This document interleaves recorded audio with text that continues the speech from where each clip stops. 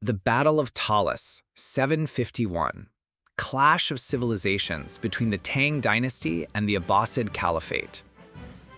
In the mid-8th century, two of the world's greatest civilizations, China's Tang Dynasty and the newly established Abbasid Caliphate, collided in a decisive battle that would forever reshape the cultural and religious identity of Central Asia. The encounter, known as the Battle of Talas, took place in July 751 near the Talas River in what is now modern-day Kazakhstan. While largely forgotten in Western historical narratives, this confrontation marked a critical turning point in Eurasian history, particularly in terms of religion, cultural influence, and technological exchange. Background: two empires, one ambition. Since the early 7th century, the Tang Dynasty had been expanding its influence westward, solidifying its control over regions such as Fergana and Transoxiana. Through military campaigns and political alliances, the Tang court maintained dominance over Silk Road trade routes and acted as the patron of local Central Asian kingdoms. Meanwhile, the Abbasids, having recently overthrown the Umayyad Caliphate in 750, sought to establish their authority across the Islamic world. Central Asia held not only strategic value for trade and military logistics, but also spiritual significance for Islamic expansion. The Abbasids inherited the ambition of their predecessors and viewed Tang incursions as a direct threat to their growing sphere of influence. Tensions escalated when the Tang Dynasty, under the command of Gao Xianzi, launched a military expedition into Fergana. This aggressive move triggered a strong response from the Abbasids, who saw it as an act of overreach. The stage was set for a historic showdown on the Talas River. Forces and betrayals. Who fought at Talas? According to historical accounts, the Abbasid army fielded approximately 30,000 troops, comprised of professional soldiers and agile cavalry units. The Tang forces, led by Gao Xianzi, numbered around 10,000 regular troops, bolstered by 10,000 Karluk mercenaries, a Turkic semi-nomadic group that had long harbored resentment toward Tang domination. The Karluks had allied with the Tang only for pragmatic reasons, not loyalty. As such, the Karluk alliance was a fragile one and would prove to be a decisive element in the outcome of the battle.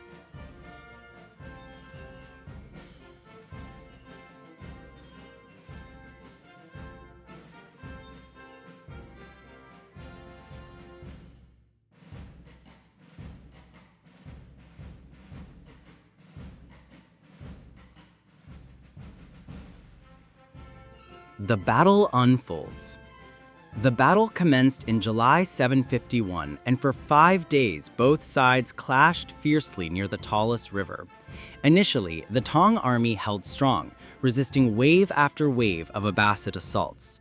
General Gao Xianxi adopted a defensive posture, intending to wear down the enemy forces. But the tide turned dramatically due to internal betrayal.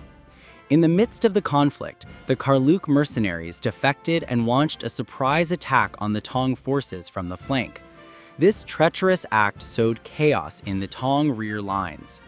At the same time, the Fergana troops, who had once pledged loyalty to the Tang, suddenly withdrew their support. Now under attack from both the front and the sides, the Tang army quickly collapsed into disarray. Gao Xianxi realized his position was no longer sustainable and issued an order for retreat to prevent complete annihilation. During this desperate retreat, Li Siye, one of the Tang officers, initially attempted to abandon his troops. However, he was fiercely rebuked by Duan Sushi, a senior commander, who accused him of cowardice. Ashamed and enraged, Li Siye rallied the surviving Tang soldiers and mounted a fierce rearguard action to delay the Abbasid pursuit and allow the remnants of the army to escape.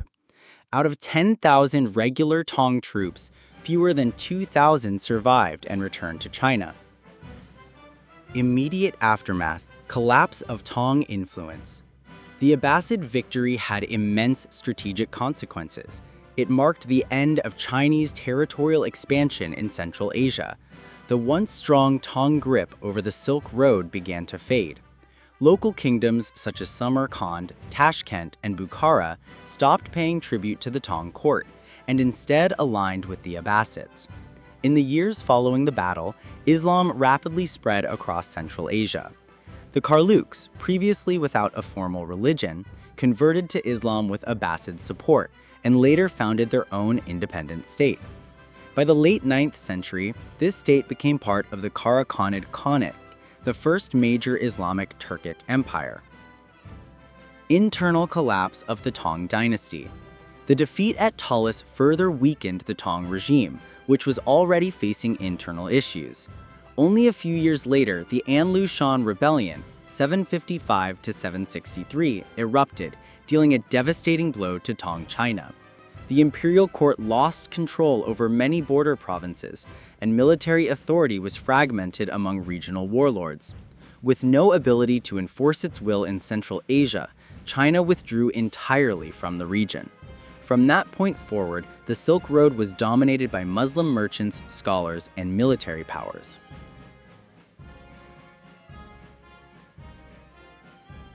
Cultural and technological impact: the spread of paper.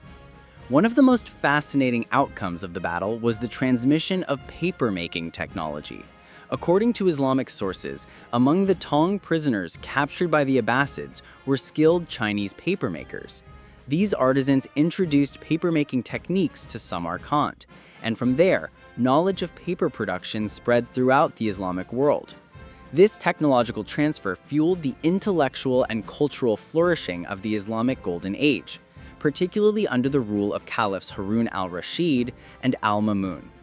Baghdad, the Abbasid capital, became a global hub of knowledge, science, and literature, fueled in part by Chinese innovation.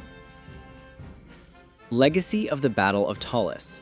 While the Battle of Talas may not be as famous in the West as Tours or Hastings, its historical impact is arguably just as significant.